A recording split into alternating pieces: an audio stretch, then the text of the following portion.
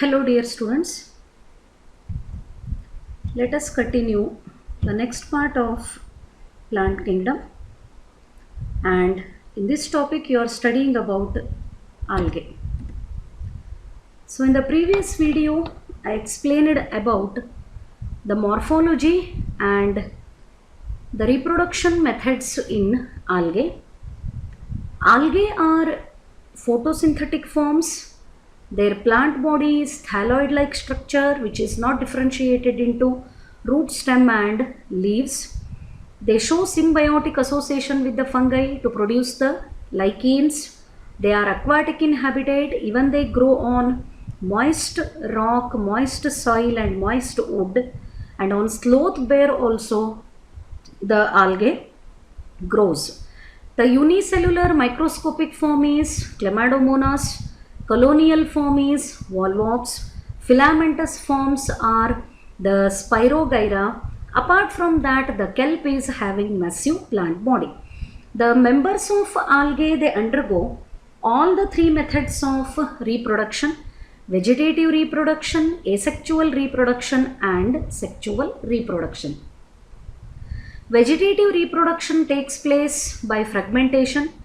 Asexual reproduction is through the zoospores, and sexual reproduction may be isogamous, where the fusion occurs between two similar, morphologically similar gametes. Male and female gametes are having same morphology, and anisogamous, where the male and female gametes are having different morphology, and oogamous, very specific.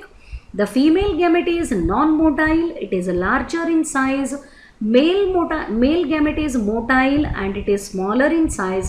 When the fusion occurs between larger non-motile female gamete and motile smaller male gamete, this is called the oogamous type of sexual reproduction.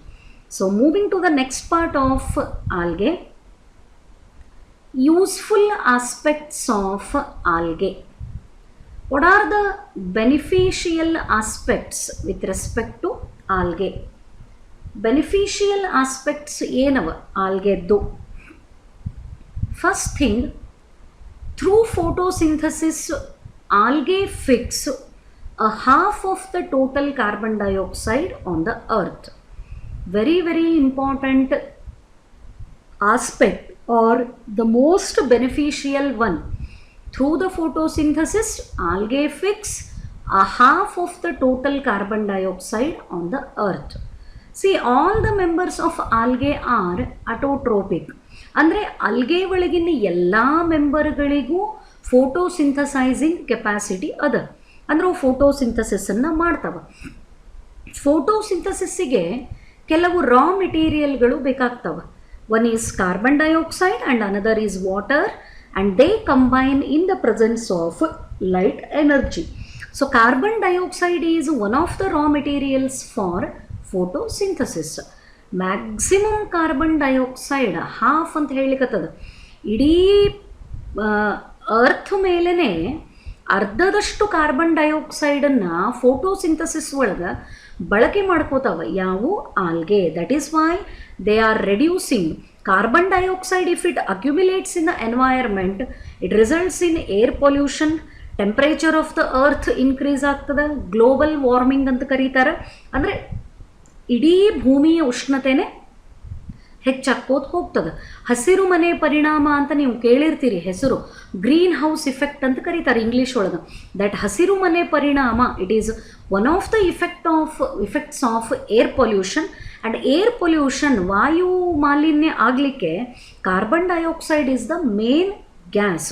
ಅಂಥ carbon ಡೈಆಕ್ಸೈಡನ್ನು photosynthesis ಒಳಗೆ maximum ಯಾವುದು utilise ಮಾಡ್ಕೋತಾವ?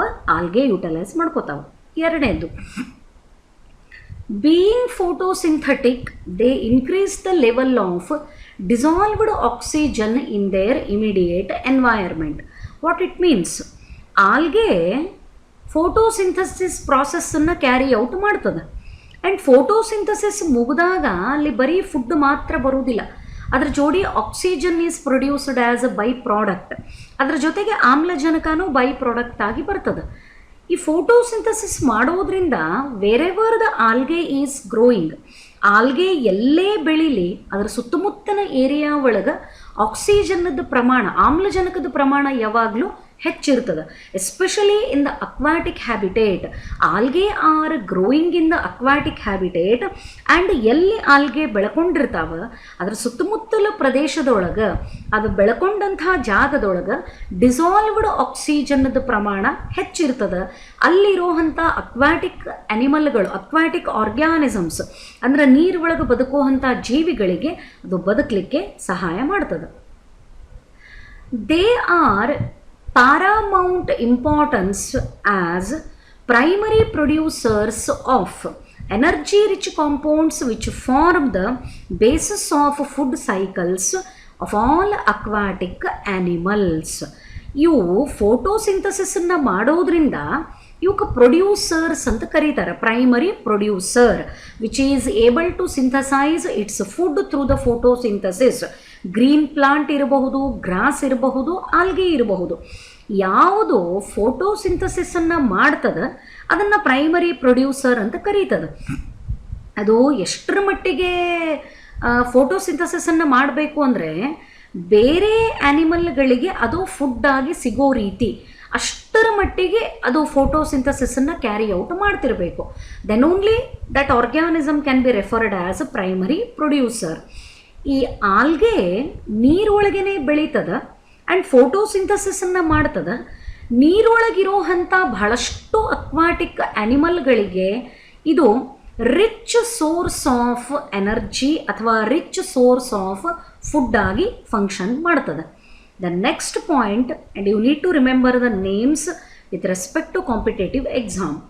Many species of Porphyra, name of an algae, Laminaria and Sargassum are among the 70 species of marine algae used as food.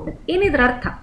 Marine algae ಅಂದರೆ ಉಪ್ಪು ನೀರೊಳಗೆ ಬೆಳೆಯುವಂಥ ಆಲ್ಗೆದ್ದು 70 ಬೇರೆ ಬೇರೆ ಸ್ಪಿಸೀಸ್ಗಳನ್ನು, 70 ಥರದ ಸ್ಪಿಸೀಸ್ಗಳನ್ನು ಏನಂತ ಯೂಸ್ ಮಾಡ್ತಾರೆ ಜಗತ್ತಿನೊಳಗೆ? It is used as food. And some examples, name the algae which are consumed as food or which are used as food. Answer: Porphyra, Lamnaria, Sargassum. ನೋಡ್ರಿ, ಅರ್ಧದಷ್ಟು ಕಾರ್ಬನ್ ಡೈಆಕ್ಸೈಡನ್ನು ಫೋಟೋಸಿಂಥಸಿಸ್ ಒಳಗೆ ಫಿಕ್ಸ್ ಮಾಡ್ತದೆ. ಇದು ಏರ್ ಪೊಲ್ಯೂಷನ್ ಕಡಿಮೆ ಆಗ್ಲಿಕ್ಕೆ help ಮಾಡ್ತದೆ. Photosynthesis ಮಾಡೋದ್ರಿಂದ ತಾನು ಎಲ್ಲಿ ಬದುಕ್ತಿರ್ತದ ಆ ಸುತ್ತಮುತ್ತಲಿನ ವಾತಾವರಣದೊಳಗೆ ಇದು ಆಕ್ಸಿಜನ್ನದ ಪ್ರಮಾಣ ಹೆಚ್ಚಾಗೋ ಹಂಗೆ ಮಾಡ್ತದೆ. ಅಕ್ವಾಟಿಕ್ ಆ್ಯನಿಮಲ್ಗಳಿಗೆ ಇದು rich source of food and ಎನರ್ಜಿಯಾಗಿ ಫಂಕ್ಷನ್ ಮಾಡ್ತದೆ. 70 ಮರೈನ್ ಆಲ್ಗೆ ಸ್ಪಿಸೀಸ್ಗಳನ್ನು ಜಗತ್ತಿನಾದ್ಯಂತ ಫುಡ್ ಅಂತ ಹೇಳಿ ಕನ್ಸ್ಯೂಮ್ ಮಾಡ್ತಾರೆ. ಅದರೊಳಗೆ ಕೆಲವು ಎಕ್ಸಾಂಪಲ್ಗಳು Porphyra, then Sargassum and one more is Laminaria. So these are the species of algae which are consumed as food. And remember, these are marine algae. Then ಇನ್ನೂ ಅವ ಇಂಪಾರ್ಟೆನ್ಸ್ಗಳು ಏನು? Certain marine brown algae and red algae. ಇದು brown ಯಾಕೆ, red ಯಾಕೆ? Due to the presence of those pigments. ಈಗ green ಕಾಣಿಸ್ಬೇಕಾದ್ರೆ chlorophyll ಹೆಂಗೆ ಇರ್ತದ ಹಂಗೆ ರೆಡ್ ಕಲರಿಗೂ ಒಂದು ಪಿಗ್ಮೆಂಟು, ಬ್ರೌನ್ ಕಲರಿಗೂ ಒಂದು pigment. Later I will explain about these. ಮುಂದೆ ನೀವು ಅದ್ರ ಬಗ್ಗೆನೇ ಡೀಟೇಲ್ ಆಗಿ ಕರೀತೀರಿ, about the green algae, about the brown algae and about the red algae. So during that explanation I will explain in detail. ಕೆಲವು brown and red ಆಲ್ಗೆಯಿಂದ large amount of hydrocolloids. What is the meaning of hydrocolloid? Hydrocolloids means water holding substances. ಅಂದರೆ ಯಾವುದು ನೀರನ್ನು ಜಾಸ್ತಿ ಹಿಡ್ಕೋತದ, absorb ಮಾಡ್ಕೋತದ, holding capacity ಇರ್ತದ, ಅದಕ್ಕೆ ಹೈಡ್ರೋಕೊಲೈಡ್ ಅಂತ ಕರೀತಾರೆ.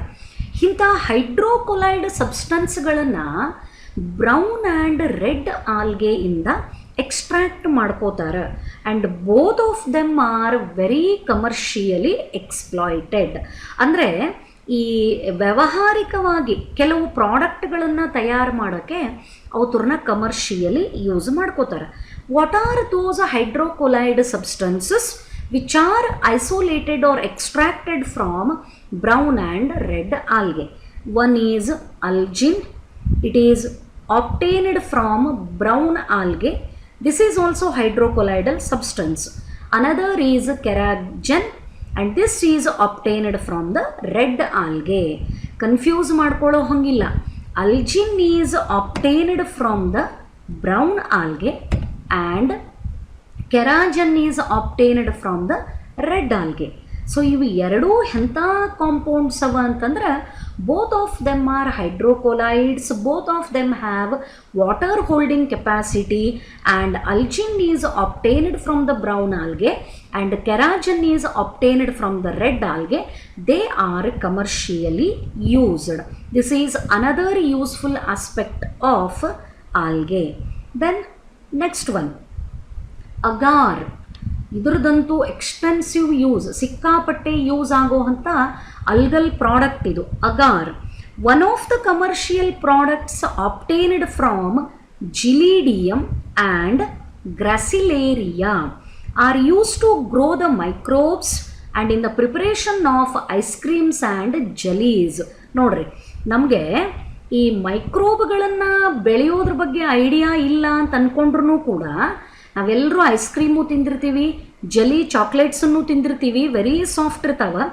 ಇಂಥ ಐಸ್ ಕ್ರೀಮ್ ಆ್ಯಂಡ್ ಜಲಿಗಳನ್ನು ಪ್ರೊಡ್ಯೂಸ್ ಮಾಡಲಿಕ್ಕೂ ಅಗಾರನ್ನು ಯೂಸ್ ಮಾಡ್ತಾರೆ. And remember, agar is obtained from algae. How it appears? This is agar powder. White powder ಇರ್ತದೆ. ಇದನ್ನು ಐಸ್ ಕ್ರೀಮ್ ಆ್ಯಂಡ್ ಜಲಿ ಒಳಗೂ ಯೂಸ್ ಮಾಡ್ತಾರೆ. But very extensive use is it is used to grow the microbes in the laboratory. ಮೈಕ್ರೋ ಆರ್ಗ್ಯಾನಿಸಮ್ಗಳಿಗೆ ಇದನ್ನು ಈಗ ನಾವು laboratory ಒಳಗೆ ಯಾವುದೋ ಒಂದು ಬ್ಯಾಕ್ಟೀರಿಯಾನ ಬೆಳೆಸಬೇಕಾಗಿದೆ, ಕಲ್ಚರ್ ಮಾಡಬೇಕಾಗಿದೆ. If we grow the microbe, the procedure is or the particular term is called culturing. Laboratory ಒಳಗೆ ಮೈಕ್ರೋಬ್ಗಳನ್ನು ಬೆಳೆಯುವಂಥದ್ದಕ್ಕೆ ಕಲ್ಚರಿಂಗ್ ಅಂತ ಕರೀತಾರೆ. ಅಲ್ಲೇ ನಾವು ಇದನ್ನು ಎನರ್ಜಿ ಸೋರ್ಸ್ ಆಗಿ ಯೂಸ್ ಮಾಡ್ಕೋಬಹುದು. ಯಾವುದನ್ನು? ಅಗಾರನ್ನು. ಅದನ್ನು ಬಿಟ್ಟರೆ agar is used in the preparation of ice creams and jellies. ಇಲ್ಲೇ ಎದರಿಂದ ಎಕ್ಸ್ಟ್ರಾಕ್ಟ್ ಮಾಡ್ಕೋತಾರೆ ಅಗಾರನ್ನು? This is Gracilaria and this is Gelidium. Gracilaria and Gelidium both of them are the red algae. ಈ ರೆಡ್ ಆಲ್ಗಲ್ಲದು ಪ್ರಾಡಕ್ಟಿಗೆ ಏನಂತ ಕರೀತಾರೆ? ಅಗಾರ್ ಅಂತ ಕರೀತಾರೆ. and it is used to grow the microbes in the laboratory as well as it is used in the preparation of ice creams and jellies. ನೋಡ್ರಿ ಎಷ್ಟು importance ಅದ algae. Even though it is a primitive plant, ಅಂಥ ಏನು advanced well developed plant ಅಲ್ಲ, but ಅದಕ್ಕೆ ಎಷ್ಟು useful ಆಸ್ಪೆಕ್ಟ್ಗಳವ that we have to remember. Then ಇದು ಇನ್ನೂ important, Chlorella. It is green algae. Chlorella ಅನ್ನೋದು ಒಂದು green algae, unicellular algae, rich in proteins. ಸಿಕ್ಕಾಪಟ್ಟೆ ಹೈ ಪ್ರೋಟೀನ್ ಕಂಟೆಂಟ್ ಇರ್ತದೆ ಇದ್ರೊಳಗೆ. It is used as a food supplement even by the space travellers. Space travellers ಅಂದರೆ ಯಾರು? ಈ ಬೇರೆ ಪ್ಲ್ಯಾನೆಟ್ಗೆಲ್ಲ ಹೋಗಿ ಅಲ್ಲಿರೋ ಎನ್ವೈರ್ಮೆಂಟನ್ನು ಸ್ಟಡಿ ಮಾಡ್ಕೊಂಡು ಬರ್ತಿರ್ತಾರೆ. ಅವರಿಗೆ ಸ್ಪೇಸ್ ಟ್ರಾವೆಲರ್ಸ್ ಅಂತ ಕರೀತಾರೆ. ಅವ್ರು ನಮ್ಗತ್ತೆ ಟಿಫಿನ್ ಬಾಕ್ಸು ಡಬ್ಬಿ ಎಲ್ಲ ತೊಗೊಂಡು ಹೋಗೋಕ್ಕಾಗಲ್ಲ. ಅವರು ಎನರ್ಜಿ ಸೋರ್ಸ್ ಅಂತ ಹೇಳಿ ಈ ಕ್ಲೋರೆಲ್ಲಾದ ಮೆಟೀರಿಯಲ್, ಇನ್ನೂ ಒಂದು ಸ್ಪೈರುಲಿನಾ ಅಂತ ಬರ್ತದೆ, ಅದ್ರದ್ದು ಟ್ಯಾಬ್ಲೆಟ್ಗಳು ಮಾರ್ಕೆಟ್ ಒಳಗೆ ಅವೈಲೇಬಲ್ ಇರ್ತಾವೆ, ಅಂಥದನ್ನು ಯೂಸ್ ಮಾಡ್ತಾರೆ. What is the reason why the ಕ್ಲೋರೆಲ್ಲಾ is used? Because it is very rich source of protein. ಅದರೊಳಗೆ ಪ್ರೋಟೀನ್ ಕಂಟೆಂಟು ಸಿಕ್ಕಾಪಟ್ಟೆ ಜಾಸ್ತಿ ಇರೋದ್ರಿಂದ ಅದನ್ನು ಫುಡ್ ಸಪ್ಲಿಮೆಂಟ್ ಅಂತ ಹೇಳಿ ಸ್ಪೇಸ್ ಟ್ರಾವೆಲರ್ಸು ಯೂಸ್ ಮಾಡ್ತಾರೆ. All these are the beneficial aspects of algae. It fixes half of the carbon dioxide during the photosynthesis, and as a result of photosynthesis, wherever the algae is growing, in that environment the dissolved oxygen percentage will be more. It is main source of energy and food in the aquatic habitat for the aquatic animals. Apart from that, many algae or marine algae especially 70 species they are consumed as food, porphyra. Then apart from that, another example which is used as the food, sargassum is also used as food, porphyra is also used as food. These are the common algal products which are consumed as food. Then algin is obtained from the brown algae, keratin is obtained from the red algae. Both of them are hydrocolloids. They have a water holding capacity, therefore they are commercially used. Agar is the product obtained from Gelidium and Gracilaria. It is used to grow the microbes and in the preparation of ice creams and jellies. Then chlorella, it is rich in protein. It is used as food supplement by the space travelers. This is about useful or beneficial aspects of algae. Then moving to next one, classification of algae. Based on photosynthetic pigment, algae ಒಳಗೆ ಯಾವ photosynthetic pigment ಅದರ colour ಏನದ, ಇನ್ನೂ easy language ಒಳಗೆ ಹೇಳೋದಾದರೆ, what is the exact colour of algae and that colour is dependent on the photosynthetic pigment. Based on photosynthetic pigment and color exhibited by that photosynthetic pigment, the algae are classified into 3 classes. The first one is Chlorophyceae, which is commonly called green algae. ಯಾಕೆ green algae ಅಂತಾರ ಅದ್ರ ಬಗ್ಗೆ ನಿಮಗೆ idea ಬಂದಿರ್ತದೆ. Then Phaeophyceae, brown algae. So brown ಆಲ್ಗೆಗೆ Phaeophyceae ಅಂತ ಕರೀತಾರೆ. Class name is Phaeophyceae and common name is brown algae. That brown color is due to the presence of a specific pigment. Like that, one more class is Rhodophyceae. The common name is red algae. Chlorophyceae, Phaeophyceae, Rhodophyceae are the 3 classes of algae which are commonly known as green algae, brown algae and red algae. And these color specifications are with respect to the presence of specific photosynthetic pigments in these algae. ಅದರೊಳಗೆ ಯಾವ photosynthetic pigment ಅದ ಆ ಕಲರನ್ನು ಈ ಆಲ್ಗೆಗಳು exhibit ಮಾಡ್ತಾವ. So depending on that the names are given. Chlorophyceae, Phaeophyceae, Rhodophyceae. Green algae ಅನ್ನೋದು Chlorophyceae common name, Phaeophyceae brown algae ಅಂತ ಕರೀತಾರೆ ಆ್ಯಂಡ್ Rhodophyceae ರೆಡ್ ಆಲ್ಗೆ ಅಂತ ಕರೀತಾರೆ. These are the examples.